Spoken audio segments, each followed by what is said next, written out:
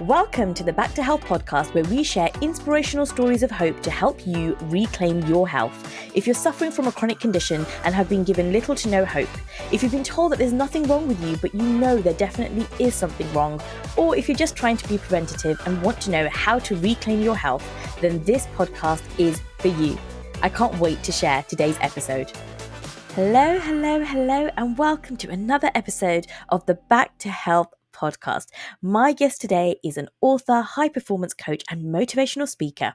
He has spoken in Australia and internationally, impacting many lives to thrive in their life, career, and business. Gez is an enabler in helping individuals, teams, and organizations to fast track their progress with proven strategies and tools through mindset, skill set, and execution that drives outcome results. And today he's here to speak to us about mind to body transformation. Welcome to the show, Gez Perez. Hi, Gez. It's lovely to have you on the show, and thank you so much for staying up late to speak with me, because I know it's obviously evening over there for you in Australia. And I think for our guest today, your story is going to be inspirational on so many levels, because we're talking about health, but also productivity and how you tap into sort of like your best self as a whole, and how sort of health can get you there. Because I think a lot of us are under the impression like, I need to achieve that and then I'll start looking after myself, or I need to get to this point and then I'll look after myself. And for years that was my focus. It was like, I need to achieve this level, and then I need to do this next thing, and I need to do this next thing, and my health was always like an afterthought, and it was always the thing to suffer. And I would always burn out because I was just focused on the next thing and the next thing and the next thing. And until I was forced, literally my body was like, no, you are going to stop, and you are going to look at your health, and you're going to sort yourself out, because I'm not going to let you continue until, I've been screaming at you, you've been ignoring me, and now it's time for you to like really take this seriously. And until I started actually taking my health seriously, I found that all those other things I was striving for and pushing for and trying to get to, they happened so effortlessly, because I actually had the energy, I had the brain clarity, like the brain fog had disappeared, and I could think so clearly. Wow. And I could achieve so much, like in so much less time, and without having to push myself and force myself, and without even having to overthink stuff, that now my first and foremost like focus is health. It's like, get my health on track, always look after my health. And if I'm not feeling it today, I'm going to look after myself, and then all the other things will just happen and they'll follow.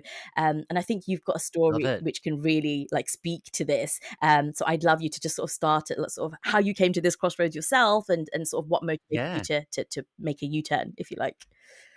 Well, first of all, I want to say thank you so much. It's such an honor and privilege to be on your show. And it's been an exciting journey. I even before I became a motivational speaker and a high performance coach, I was actually a project manager and stressed to the core. Wasn't married yet at the time, just as a fiance, and I was overweight. And how I got this into transformation was I had bad eating habits. If I tell you what it is, you're just gonna mind blast your mind. It's just crazy. Um, and so I was just not only stressed, I was dealing with multi-million companies and things like that, odd hours, and had no exercise whatsoever. It was just eat, eat, eat, and the habit was that every morning I will always have, without fail, I'll eat breakfast and then I'll eat breakfast again. Sausage and egg McMuffin meal with a large coffee Oh every yes. morning. And every night, literally, I'll always have ice cream after dinner. And the worst part is that no one would see me and I'll just scoff myself with it. And the worst part as well is going to parties. I know there's going to be a feast out there and I just eat again. And it's just been a constant cycle of, and I was just being depressed from within. And how I got into flipping the switch is I was walking towards work and I had to catch a train. I think in the States they call it a subway. And I was heading out to Sydney in the city. And halfway through walking to the train stop, my heart was pulsating. And I thought I was going to have a heart attack. My ankles were swollen. My heart was beating so fast. And I was just stuck there for 5 minutes. And it was that pivotal point that got me into realization, holy crap, I gotta change my life. I just didn't know how to do it.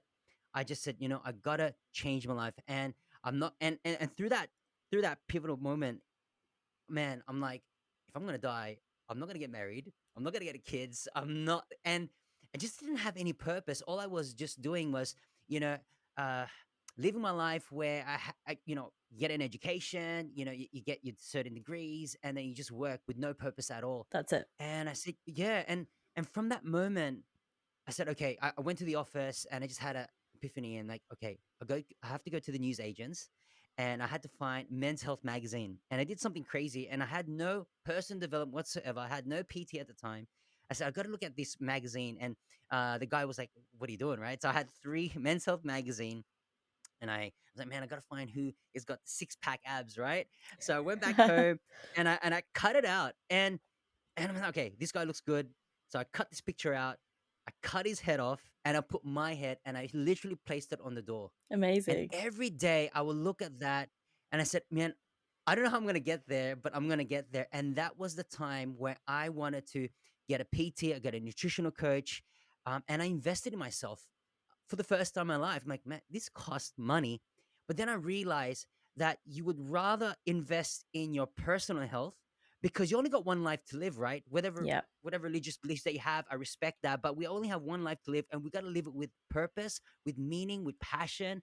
And I'm like, you know what? I got to invest in myself. So I, I I took out all the junk and probably give you the steps and how I actually went there. And then fast forward 16 weeks later, I was part of a community and I got my PT and nutritional coach and I lost 30 kilos. From 101 kilos, I dropped Wow. 30 kilos down. And someone challenged me, says, Jez, I bet you're not going to do a bodybuilding competition. And I'm like, all right, I'll give it a shot. So I went and I participated in the bodybuilding competition. I went into the fitness modeling category and I got top 10 in my state. And Amazing.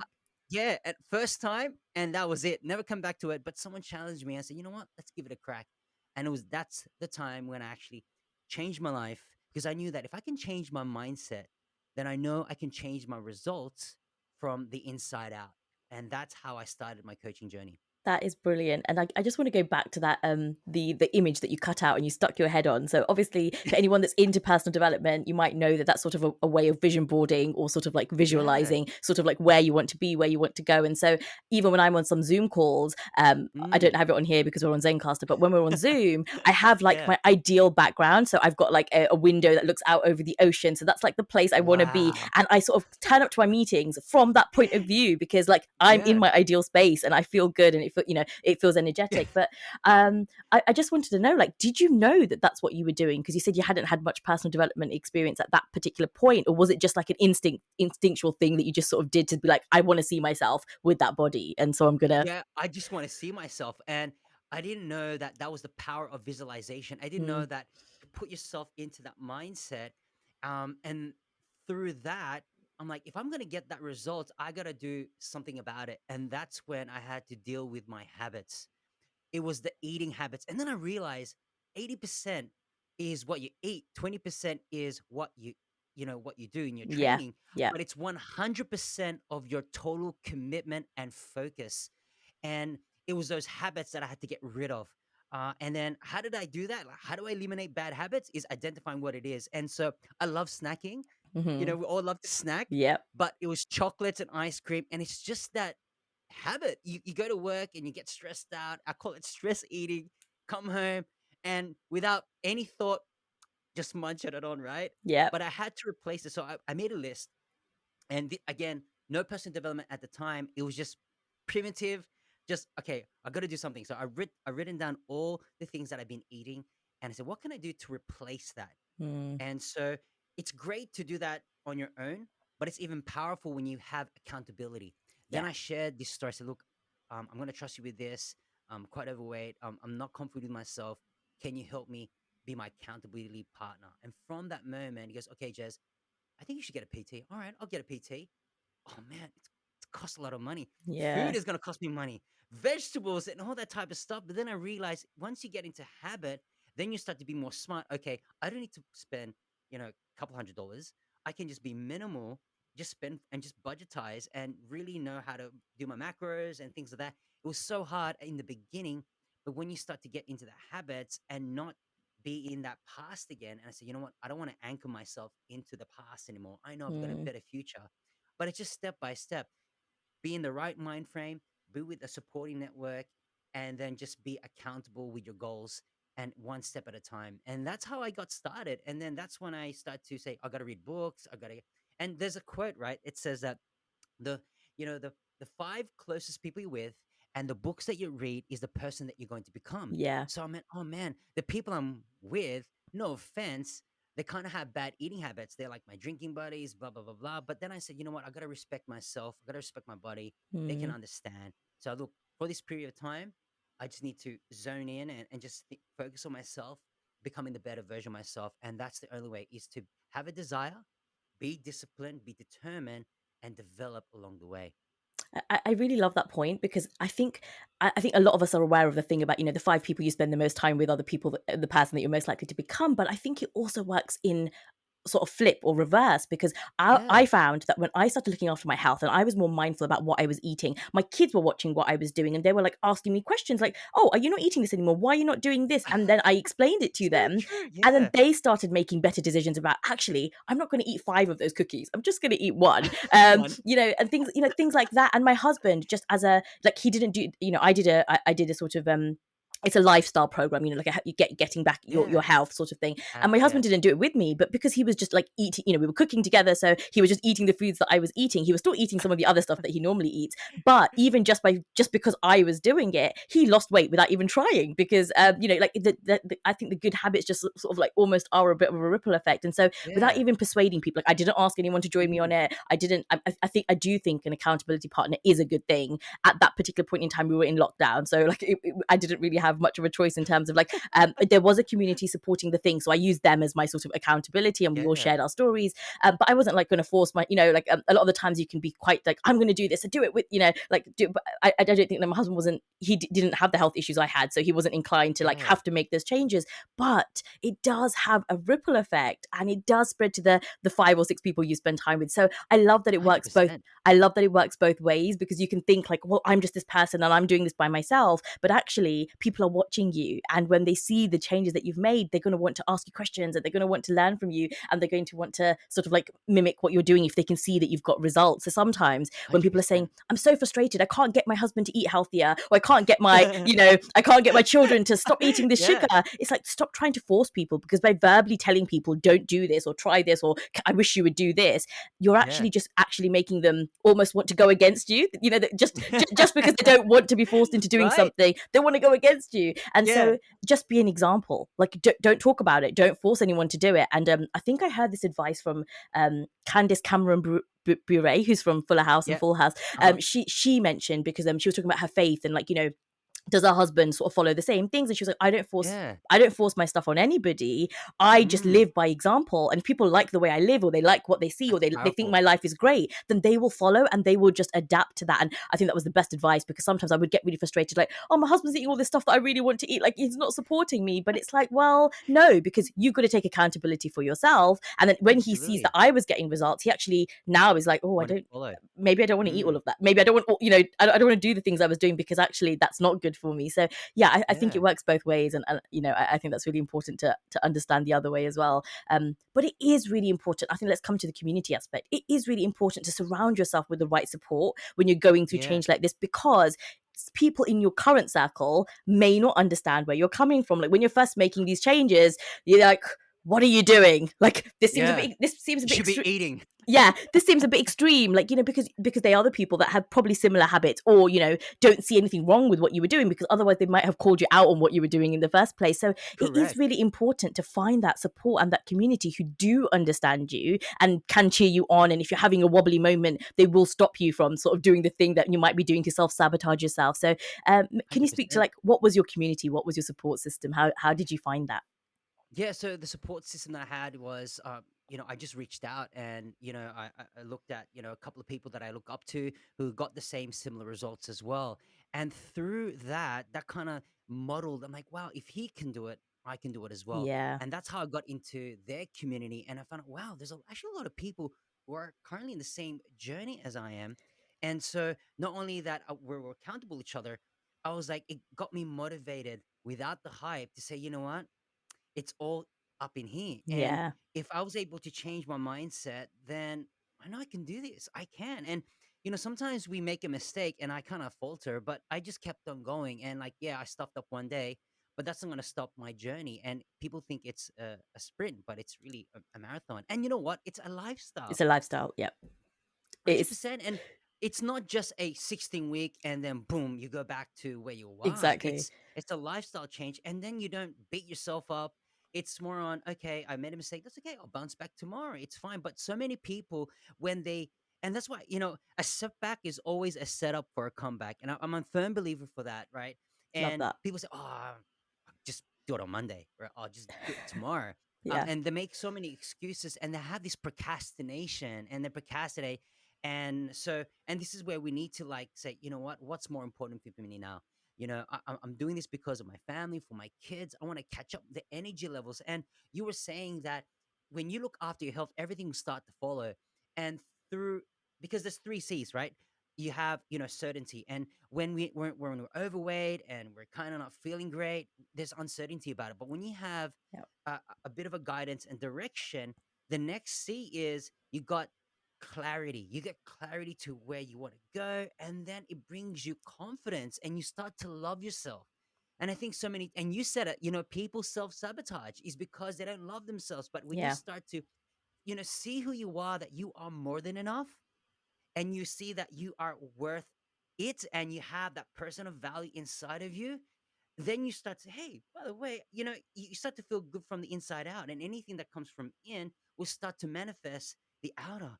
And so when you do that, you start to attract things, the positiveness, and I'm a firm believer that positive people happen to positive things. Positive, yeah, and it's just a reverse, right? And Yeah. when you have the health aspect, everything will start to line up, and you start to be more vision focused, purpose driven, values driven. And it starts to say, you know what, if I'm able to change my life, I can do anything else that's in front of me. Yeah. I love that so much. And you touched on something so important there, because this self-sabotage thing, I know a lot of people think weight release is like, you just need to eat better, you just need to run more, or you just need to like Mm, burn, you just need to burn it off. yeah, But it's not as simple as that, because there's one other piece to the puzzle, because lots of people have tried that and failed, right? Like, we know this. yeah. And that's why you jump from program to program to program. It's like, okay, now I'll try this, and then I'll try this. But you always end, either you hit a plateau or you Hmm. self-sabotage. And both of those Yeah. things are related to the same issue, which is basically the Yes. emotional side of weight release. And I Yes. think a lot of people don't really understand that releasing weight is actually a very emotional process. It's not I just agree. about eating correctly, because I was eating right for when I was experiencing all the health issues. I really cleaned up my diet. I was really strict. I was so restrictive, that like people were like, "You're literally Wow. eating like nothing," but I still wasn't able to shift. I wasn't able to shift the weight because it was connected to Yeah. emotions and stress Yes. and Yes. other trauma that you hadn't properly processed and dealt with, and so it was like Hmm. stuck to you, if you like. And another thing about fat is that fat stores toxins, right? Because our fat in our Mm. body, it stores the toxins, but it can also, and I want to be careful when I say this, because like, yes, there's not lots of scientific evidence to prove this, but I think there's enough people that can speak from experience that it almost feels like fat actually also stores negative emotions, like our memories and Mm. our trauma and all that kind of stuff. Because as you're releasing weight, you start to deal with emotions that come up that were from like years and years and years ago, Hmm. and you're sort of like, where did that come from? Like, where has Yeah. that just hit me? Like a confidence issue you experienced when maybe you were a teenager, maybe like you got bullied when you were younger, and suddenly those feelings Yeah. come back, or like a missed Yeah. relationship, or like some sort of heartache or heartbreak that you had, and suddenly you have feelings of that sort of like being let down. The pain of that comes back to you when you're releasing weight, and people don't realize that when those emotions are coming up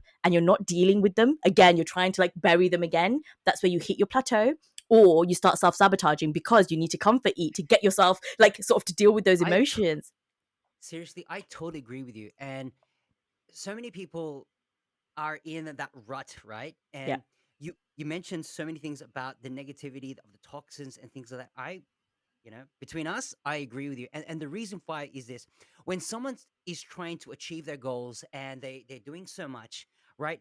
It's more like a push rather than a pull. So they push too hard, Yeah. and they they get burnt out rather than a desire that gets drawn to what they want. Now, the emotion side of this is that subconsciously people don't want to deal the root cause of it, right? And so if you hit a brick wall and emotionally you get it's like, okay, I'm doing so well, and all of a sudden, boom, it hits you, right? Yeah. And then this is where the rubber meets the road. It's either you break through it or you fall back. And so when you hit that brick wall, subconsciously it's going back, right? To the root Yeah. that goes back, oh, it's okay. Just it's okay. Don't worry, just go back. Just do it tomorrow or do it on Monday. Yes, Monday. And Yeah. right? And so they subconsciously hit that brick wall, and because of that, they anchor that emotion to say, oh, and past failures and Yeah. all these things, it just piles them, and it's like a trigger, it's like a memory. And I figured out that if you find your pattern and you find your trigger, that's when you're going to get your breakthrough, right? And Definitely. I believe that self-empowerment comes in two key areas. Number one is, self-awareness, and number two is responsibility. Now, Yes. if you are self-aware and you find, oh my god, this is my trigger, then you got to say, well, I'm going to take responsibility. I'm not going to live in victimization no more, Yeah. but I'm going to make a choice today, not tomorrow, today, that I'm going to live in a victorious life, that I'm going to cut off this type of emotion that I'm feeling, and I'm going to anchor a new one. And so this is the reason why people self-sabotage, because they hit a brick wall and they think, oh, you know what? They've hit so many times that they accept that Yes. wall, Yes. and they're always falling back. And like you said, people attach this emotion, but when you start to realize and have that self-awareness, that's when we're going to make a decision. And that's what you've done for your life as well. You made a conscious decision to say, you know what, I'm making it happen. And Yeah. that's your breakthrough. And I totally agree. And I just want to share that, a lot of people will be like, but that means like I'm going to have to go deal with all this emotional sort of stuff. And like that can be quite scary for people, right? But I want to say Yeah. there are some really just like, there are some really good processes that don't involve having to even confront the person that you might need to confront to deal with the situation. Mm. Like that is probably the healthiest way, right? And for some people, they don't even really understand what that trigger is because it's so deep rooted. Sometimes, from our childhood, it can be things that we've really buried so deep that we can't really access them and we can't really Yeah. understand what they are. And I think that's where coaching and therapy like really comes into play, because weight I loss is love it. not just something about like, look at your food. Yes, you want your nutritional coach, of course. And then look at your exercise routine and what you're sort of doing. And I have to say though, when I was going through my health program, like I wasn't doing any sort of exercise routine whatsoever. I was just walking. Just every day I was walking it Wow. off, like walking with my thoughts, getting things out of my system and just walking. And I just walked off the So weight. good. And it felt too simple. Like what? So you can just walk and you just like drop all that, I lost like 23 kilos just walking every Yeah. day. But it's Mm. true, because when I'm walking, I'm not just walking, I am processing and I'm letting out the emotions and I'm doing my thinking and I'm confronting all those thoughts that I was like, wasn't dealing with very well. Like, since you become a mother, there's lots to deal with in terms of like identity shift and sort of like, who am I Yes. now? And like, Yes. my kids have to come before me. So do I have to put my things on the back burner? But also the pressures that come around, like, I want to be this type of mother and I'm not feeling like I'm here or present or, Yes. whatever it might be. There's lots of things that I was just burying and burying and burying and not dealing with in a really healthy way, because I was just Yeah. trying to survive motherhood and just trying to get through all the sleepless nights and all the energy, the lack of energy and all that kind of stuff. I was just trying to survive. And so I wasn't in a space Wow. to deal with it. But once my kids got to a point where they were a little bit more self-sufficient and they didn't need me as much, and I could actually leave the house and not have to rush back because one of them's going to need, I could actually leave them for a little while and just go for a walk. I can just clear my head, clear my thoughts, clear my emotions, process things. And then Wow. if I needed to, there's a person I need to speak to because I need to let them know this is not, I need to set a boundary here, or I feel like Yeah. this is an unresolved issue that I didn't get to speak to that Mm. person about. I know for people, it's not always possible to just like go up to that person and just go have that conversation. Some people Right. are receptive and you can have those conversations, Yeah. and some people are not receptive. And so it's a Mm. harder conversation to have. And one of the best therapeutic or coaching techniques that I was given by one of my coaches was to write a letter to that person as if you were speaking to them. So you are Yeah. letting out Powerful. you're I letting love out it. all your thoughts, all your emotions. You're telling them everything you want to tell them, but they don't have to be present and they don't have to respond to the situation. But what that means is you're not holding it into yourself, and you are Yeah. allowing those things to come out. And you can say them as strong as Mm. you want them. You can add, really strong words in there if you really want to, like whatever you need to let it out your system. And I'm just wondering, like, did you have any tools or sort of like things like that that you use during your process of releasing weight that might be really helpful to our audience to understand? Yeah. Like like you're kind of like spot on in terms of really dealing with the root cause because uh, my model hasn't been where it's a healthy lifestyle. Now, being an Asian background, we're filled with oily, fatty, endless rice. Like, it's just part of that. And I see that around. So I gotta have to change my environment. But not only that, where I had to deal with myself where and and this is where coaching is so important. People tend to think, oh, I don't need a coach, I don't Yeah. need a mentor.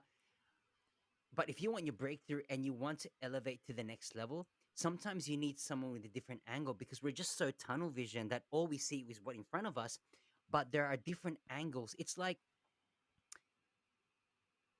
when you see a brick wall and you hit it, but when you have a coach, he says, why do you need to struggle by hitting a brick wall when you know you can actually step aside, get a bulldozer, use the crane, and then you break through it.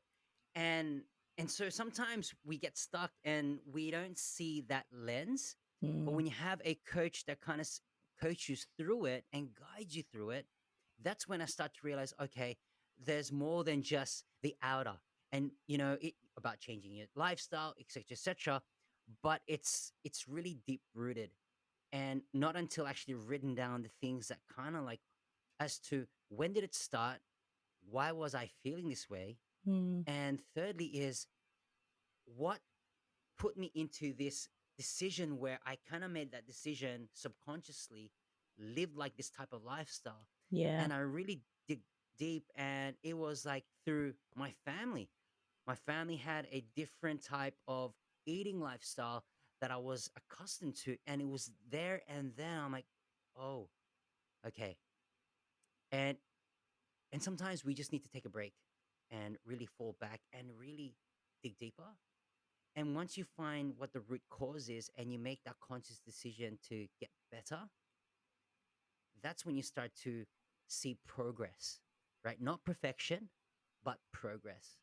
Yes. And let's just talk about that sort of that perfection or that sort of like ideology or expectation. Like this is going to happen in this number of weeks or this is going to happen on this day. And I think one of those biggest expectations can be about the scale, right? Like I'm starting this new program, I'm putting my all into it, I'm doing everything I'm supposed to be doing, and it's been a week or a few days or whatever is, and the scale's not showing me what I want it to show me. Like can you Yeah. talk a little bit to that expectation and managing that sort of mentally, the expectation around that?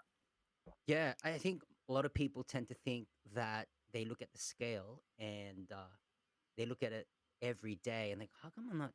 Actually, my PT coach kind of changed my mindset because I might upset a couple of PTs here, but he doesn't believe in keto, doesn't believe in, all these type of, the fancy words. He believes in calorie deficit, but he taught me a valuable lesson that I take this every single day of my life. And he says, you got to eat more to lose more.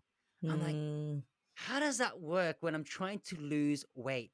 And yes. so the ideology of eating more is eating more that's good nutritional meals and understanding what your body composite is. Now I don't want to go techie here, but he goes, well, you're burning it off anyways through your walking, through your exercise, through what you eat. But you need food.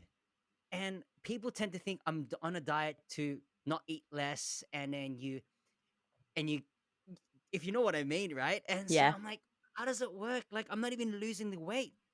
And sometimes even my wife says to me, Jez, just throw the scale, right? It's not about the numbers on the scale, it's how you feel Yes. from the inside, Yes. right? And if you feel the best of your shape, and because it's what you look, right? It's not the scale. Sometimes scales can really play your mindset, Yes. but it's how you look, how you feel. And again, you're not self sabotaging. You're full of confidence. You're beaming with positiveness. Not the woo woo type of thing, but you love yourself and you love others and you're enjoying what you eat. And you said it before that, you get depressed because you eat. No, we're meant to enjoy life, be moderate. And my wife called me out and said, hey, you can still eat this, but just in moderation. But how Mm, many of us kind of like throughout the ideology and said, you know what, I can eat as much as I can. And it's okay. I'll work out tomorrow. But yeah. it's enjoying the food with what you love, with the company that you love with, and just be moderate and love life. And that's it. But we try to complicate things, right? We try to put the steps and the processes and things like that, and we tire ourselves out. And that's our challenge, or that's our issue that we face. You just got to let that go, love life, and don't look at the scales. That's just a guide, a baseline to what you want to achieve, but that should not be the ultimate decider for you. Yes, I totally agree with that. And I think that can be one of the, I think that's sometimes the hardest thing because Mm, when you are focusing on the scales, all you're yeah, focusing on then is losing the weight. But losing weight yeah. doesn't necessarily mean you're going to be healthier, right? Because there are unhealthy ways to lose weight. So key. And there are some temporary ways to lose weight, and there are some really quite Mm-hmm. harmful ways actually to lose weight as well, right? So ways that you Yeah, can actually do some lasting damage to your correct. body as well. Like you read stories about these teenagers who are like overworking themselves and working out and doing all that things, but then they're actually damaging like reproductive health and like hormonal health and all these other things because it's too much stress on the body. So it's really important to understand that when you focus on feeling good, looking good, like having the energy that you want, then losing weight is like a side effect of those things Yeah. because when you focus on your health, it sort of Come on. happens. Um, Yeah. and it's really funny because like a few weeks ago, so I've been doing keto for a while. Yeah. Paleo first, then moving into keto, then started Yeah. intermittent fasting, and I was like, right, let's crank this up a notch. I'm gonna Wow. I'm gonna try carnivore, and so I was doing carnivore on intermittent fasting, and Really? I was feeling like so like 18 to 19 hours intermittent fasting, Yeah. and then Wow. only carnivore, and I found it really easy to do. Like I find meat, like I find there's lots of different ways to cook meat, and I can really enjoy those flavors, and that's fine. And Yeah. then 3 days in, I was like, I feel so energetic. I feel so good. Like brain feels really clear. I've got, I'm getting through Yeah. all my stuff. But Uh-huh. I stepped on the scales like 3 days later, a bit curious, just want to know what's Yeah. happening on the scales. And my weight had gone up. But my clothes were fitting looser. My hair was like See? looking really good. Yeah. My nails looked healthy. My skin was Right? clear. But the scales had gone up, and literally for about 5 minutes, I was like, I don't get it. Like I just don't get it, and I was quite frustrated at myself. Like, but I'm doing everything. I'm doing everything. Like, Yeah. why is my weight going up? And then I went into one of my support group, like one of the groups that I'm in, and sort of Yeah. people in there had sort of played with carnivore and were saying, I was like, guys, like, what am I doing wrong? I've been on it for 3 days. My skin's better, my hair's better, my nails are better. I feel really good, but I'm putting on weight. And they were like, come on, you know better than this. 3 days, Yeah. and why did you step on the scales? Like what? Because there's always an adaptation period, and your Yes. body needs to feel safe with whatever you're doing. So, you're going from Mm-hmm. one thing to the other, and suddenly your body's like, wait a minute, so we're just eating like one meal and a snack a day, and now you've taken out all the vegetables and you're just giving me meat. Like, I need to know that this is safe before I decide whether or not to release the weight that you're wanting to release. And literally I pushed Mm-hmm. through, and 2 days later I'd lost 4 kilos. So it was just like, it just happened like that sort of thing. But if I had given up on that third day, when I got on the scales and were like, oh, maybe I can just have a little bit of that, I'll go and have a banana, or go and have date. I'm missing my dates. I really want to go have like a date ball Yeah. or a bliss ball or whatever. Like, maybe I'll just have that because I'm not losing weight. I would have sabotaged the progress that I was making. And so I came back Right? to, but I feel better, but my skin Yeah. looks better, but my nails look healthier. Like, I can see that there's progress, even if it's not the progress that I was wanting. Like my key progress was, I need to lose another 5 kilos. I want to lose them, and it was going the wrong way. Yeah. But I allowed the other bits of progress that I could see to just allow me to carry on, so that then I did get to the point where 2 days later I did lose like 4 kilos, so it was fine. And I think it's important for people to understand that, like, if you are going to go I call it like a healthy lifestyle. Like, it's not a diet, it's not a fad, it's not like a temporary thing. But if you're looking to do it, Correct. throw the scales out. Like, you just need to chuck them away. Come on. If I can give you a virtual high five, I'll definitely give you a virtual high Yeah, five right now. yeah, Yeah. 100%. I totally agree with you because that's why people self-sabotage, is because they look at the scales. I'm not losing the weight. It's been 5 days, but they're doing the right thing. They're yeah, exercising. They're walking. It doesn't have to be strenuous exercise, but they getting out the door. They're burning a bit of calories, but they feel good. They feel great. It's like, wow, I'm doing everything right. I've started to make healthy choices. It may not be great yet, but I've started the process. And I'm yeah. always a firm believer, trust the process and embrace the journey. Yes, it's so important. It's so, so important.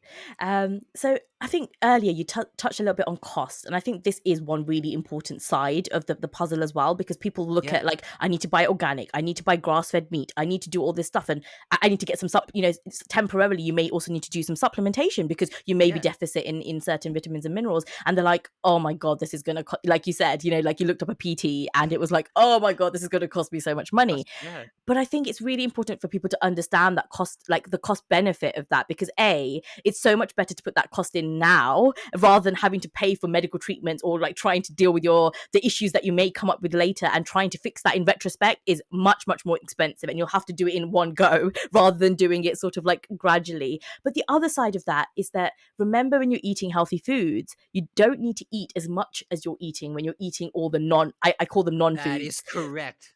And so you might be thinking like, oh my god, but I eat like 4 meals and 5 snacks a day. Like I now have to replace them with like 5 organic snacks and like four like organic grass-fed sort of meals a day. And that's not the case, because as you start cleaning up your diet, you actually feel less hungry because your body is satisfied and it's getting the right nutrients. And one thing I learned, which I don't know if you agree with So this, good. but it's like when you eat like you said about the McDonald's breakfast, like the egg and sausage muffin. That used to be one of my go to, like, on a day where I was feeling really down. That would be my go to as well.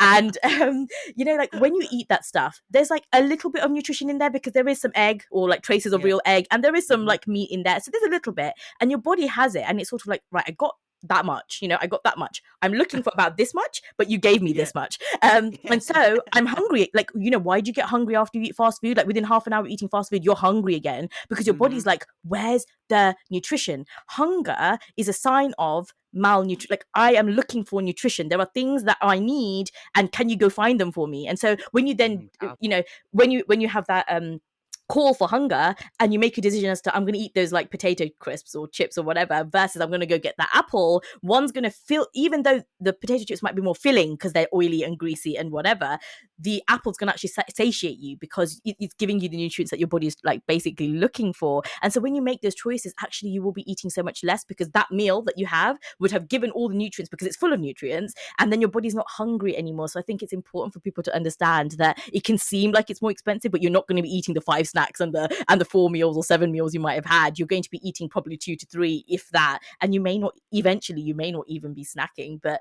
it'd be interesting to know, like, how has that changed, like your routine? Like, how many meals do you eat now, and how many Oh, snacks like do you have? to be honest with you, like I've spent bulk in the beginning. I'm like, oh man, this cost me a lot of money. Then I realized you touched on it real, like some key moments about junk food, right? Like a burger.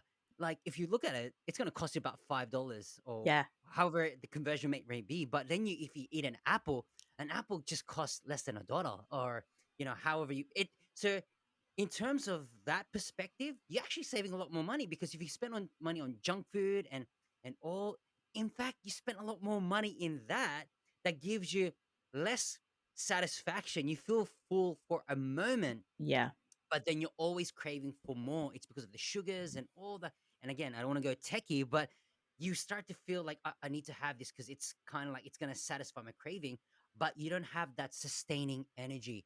Not when you have nutritional meals that's going to sustain you throughout the whole entire day. And then you start to realize, oh, yeah, okay, well, I don't need to spend, all I need to spend is what I actually really need. yeah, And then you start to budget as, okay, I don't need to spend that much. I can spend this much. And then I'm like, oh, this is pretty good. I can actually budgetize to get my supplements.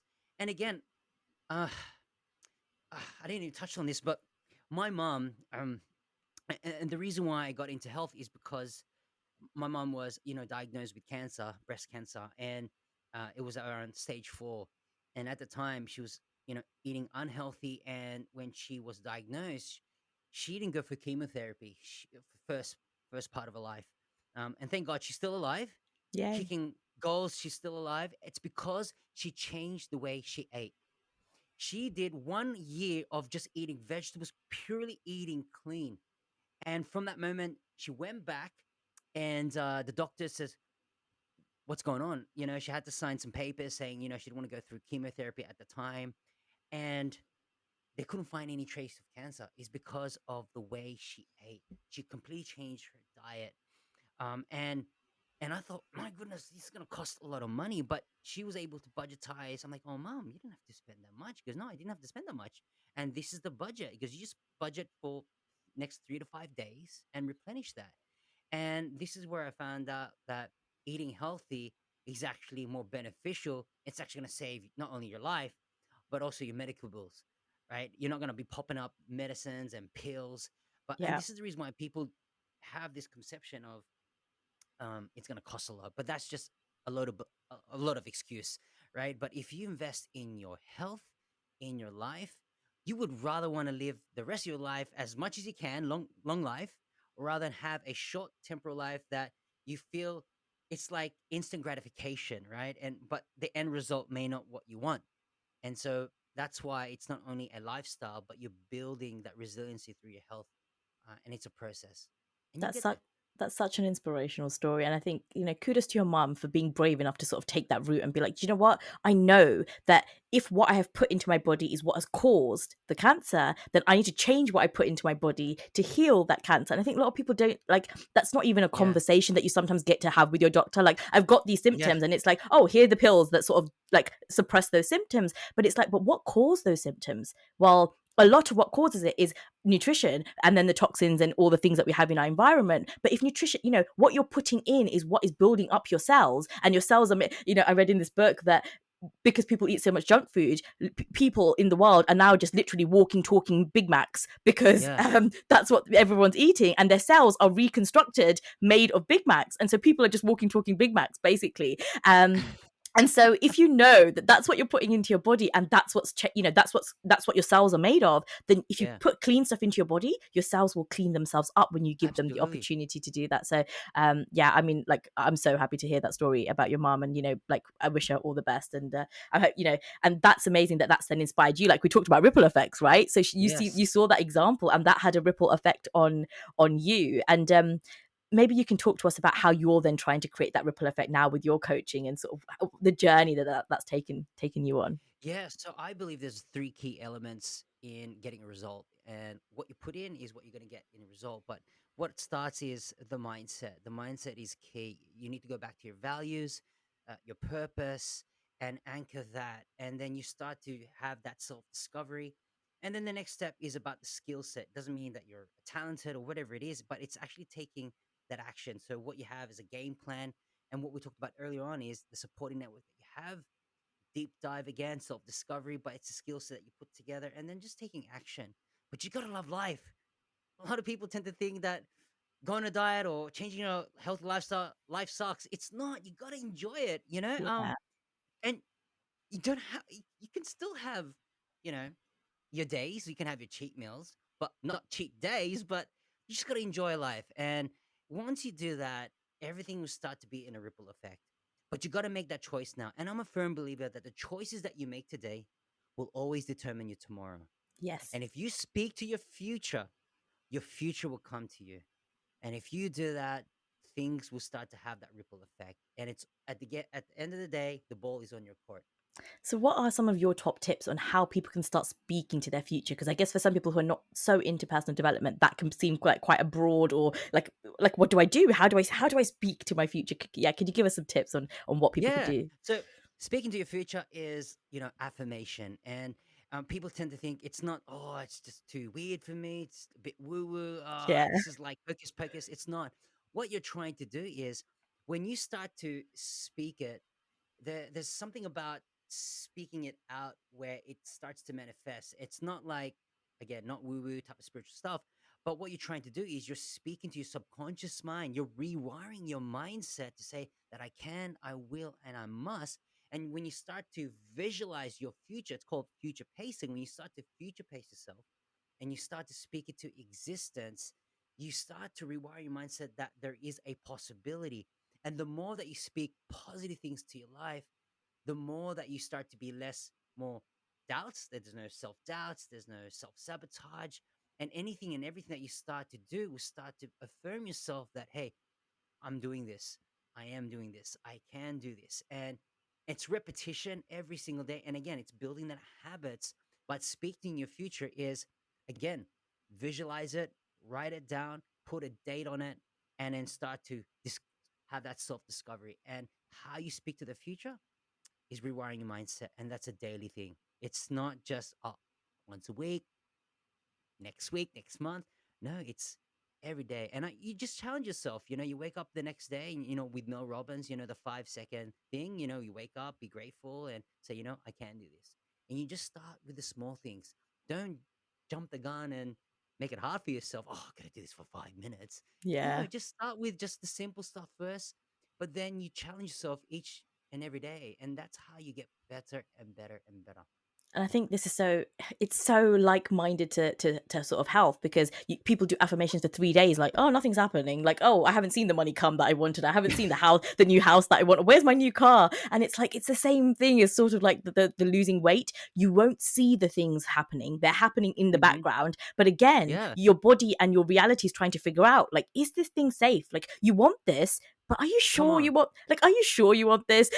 Like, are you actually making space for this? So, when they talk about, if you're looking to bring a partner into your life, like, have a pillow next to you and have a space for them, so that you're actually creating space. Or you want to lose a certain number, like certain amount of weight, or fit into a particular dress. Well, have a dress in your closet that you're going to fit into. Like, have the Come things on. there, so you're making the Yep. space for those things in your life. And you want to have that new car, make space in your driveway for the new car, so that you're actually saying, in my life, I have actually created space for, there's a box here for this thing to come land into it. And I think I have obviously, like, spoken to a lot of people who are sort of like, It's oh, I amazing. tried affirmations. Affirmations are not for me. And it's like, these things don't happen on your timeline. They happen when they are supposed to happen, but you have to Yeah. hold the energetic and physical space for those things to Correct. happen. So you have to hold the space in your mind, but you also have to hold this, like, in your physical reality, try and make space for these things to happen. And Yeah.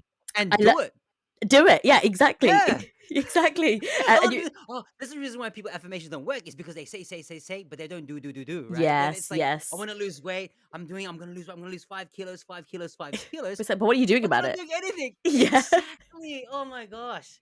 Yes, I exactly. agree with you. Oh, It's like, man. I want that new car, but it's like, have you gone and looked at any cars? No, no. Have you checked how much it cost? Like, have you started figuring out the process of how you go Oh about my finding that gosh. car? It's like, no, I just want the new car. Yeah. Like, I just want it. And it's like, yeah, but if Yeah. you don't go to the shop, then you're not going to be able to, like, start having the conversation, see what's affordable, what's not, how much you need to save for a deposit, all those kind of things. It's like, no, I'm just waiting for the car to turn up at my doorstep. So I think it's really interesting, like, the perception that, I think when you take it the woo woo extreme of, I'm just going to sit here and meditate and stuff is going to land in my lap, Yeah. versus there is a difference between actually rewiring, reprogramming, subconscious Yeah. training of your mind to Yeah. allow yourself and your body to understand this is possible. All you're doing Mm-hmm. is saying, I'm open to this opportunity, this thing is possible, and then actually allowing it to come into your life by taking Yeah. steps towards it. You don't have to do 20 affirmations the first day you wake up. Like, one affirmation or one thing that you're grateful for the first day, and then the Yeah. second day do two things that you're grateful for, and, like, Yeah. build up your stamina. Like, don't feel That's like, the right. first day I wake up, I'm going to do 50 affirmations and I'm going to spend 10 minutes, and oh my god, that took so much time, and now I'm late for work and I'm really stressed out. Well, that didn't really help you, because that just put you in a stressed energy. So, like, or Come like, on. oh, my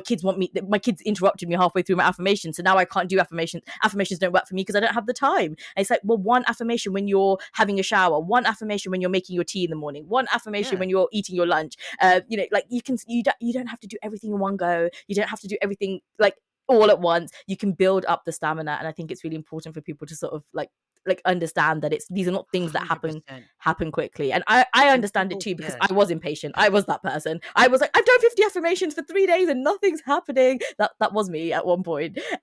You just have to remove the three old men of life: waiting, hoping, and wishing.